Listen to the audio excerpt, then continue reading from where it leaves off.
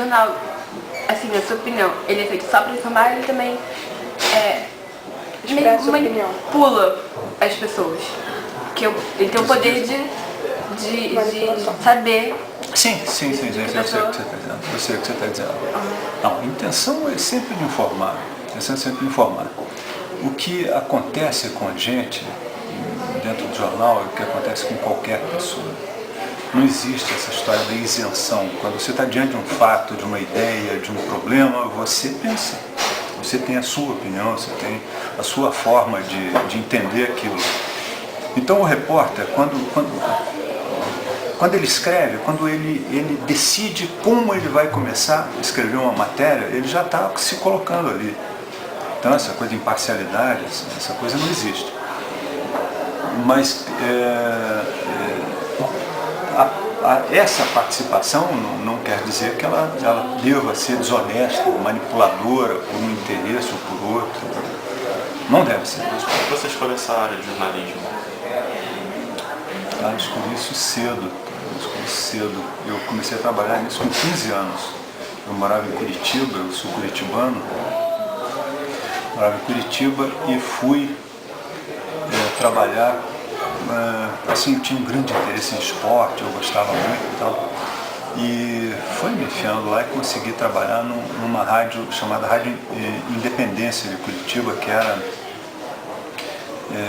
na época era assim, top de linha, era o que havia de melhor e tal. E comecei a trabalhar como repórter, assim, fazia uma coisa ou outra. E os repórteres escreviam e preparavam as suas coisas na redação, onde eram feitos os noticiários do jornal. E aí eu comecei a me aproximar ali e tal, vi aquilo, gostei daquilo, fui ficando. Depois eu vim para o Rio, vim para trabalhar no Jornal Globo, como repórter, e fiquei nisso a vida inteira.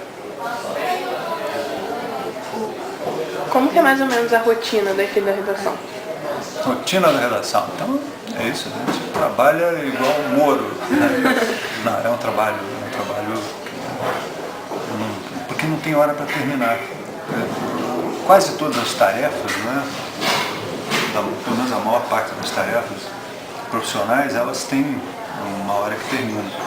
A do repórter não tem. De uma certa forma, o horário do repórter é o horário que o jornal fecha, que não dá mais para botar mais nada ali, porque ele vai sempre impresso, né? A gráfica vai então trabalhar. O editor, que é o trabalho que eu faço, acompanha mais ou menos isso. Eu sou o último a sair daqui. Quando sai, apaga a luz, um negocinho ali que... É um trabalho desgastante, né? Mas se você pensar num trabalho que não seja desgastante, deve ser quando você se entrega, quando você está com vontade. Em todo trabalho tem isso. Agora, se você gosta, né, ele é desgastante, mas por um lado, mas por outro é gratificante. Quais são as recompensas, né, que você ganha?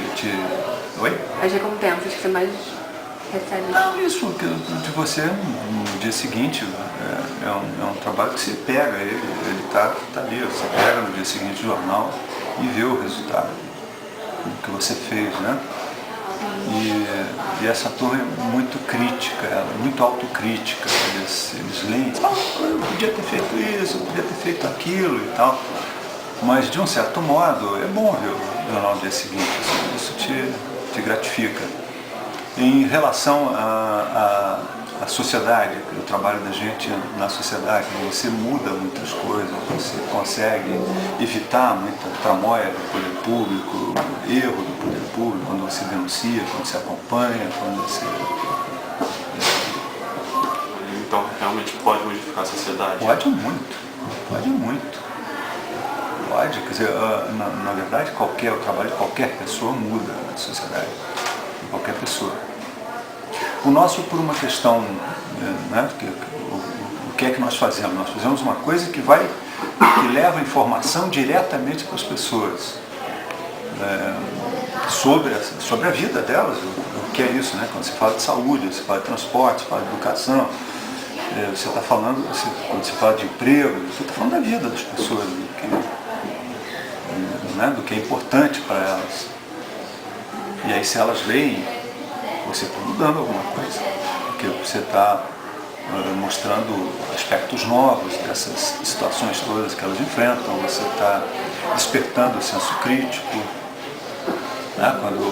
Quando você diz, quando você vai, isso não está funcionando, aquilo não está funcionando, aquilo não está funcionando, de uma certa forma, você está fazendo as pessoas pensarem nas escolhas principais dela, quer dizer, quando ela vota num prefeito, num vereador, no governador, no presidente da República, no deputado, se ela está fazendo as boas escolhas nessa área.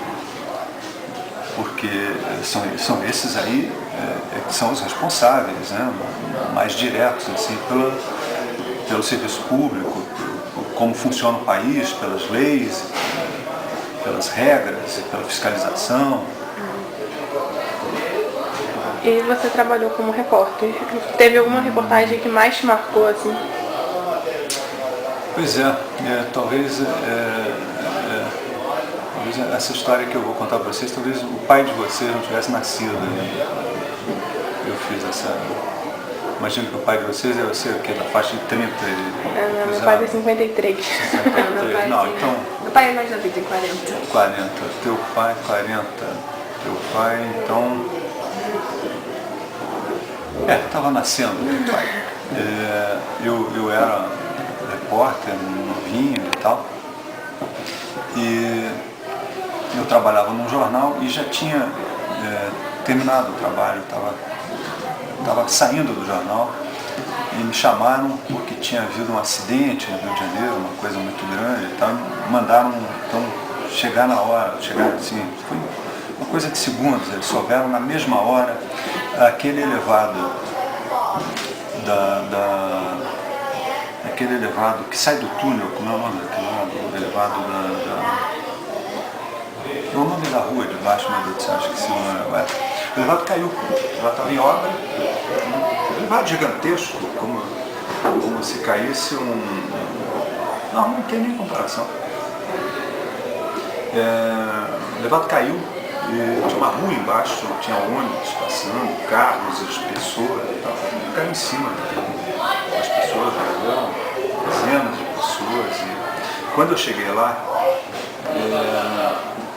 tinha ônibus esmagado, coisa assim, e tinha gritos de pessoas, né? E eu não sabia a extensão daquilo, quer dizer, eu vi chegando, um maluquinho ali olhando, e eu não tinha noção do que era aquilo, do tamanho, do impacto daquilo. E em seguida vi bombeiro, gente que é acostumada a conviver com dificuldade, com desgraça, com acidentes e tal. Eles não sabiam o que fazer, eles estavam igual a mim, igualzinho a mim. Então, assim, corria de um lado para o outro, tentava e tal. E são cenas que eu ia levar da Paulo de Fronten. São coisas assim que durante muitos anos me assombraram, sabe? Essa coisa quer dizer, de você estar ali para reportar uma coisa, né? Quer dizer, qual é o teu papel ali exatamente, né? Você fica do lado de fora, fazendo anotações, saiu mais um morto, 2 feridos, chegou o carro. Qual é o papel que a gente tem, né? Um negócio, eu me envolvi, mas ficou aquela coisa muito... Foi danado. Acho que isso, assim, do ponto de vista das coisas que não dá para esquecer, não, é isso. Mas tem também outros.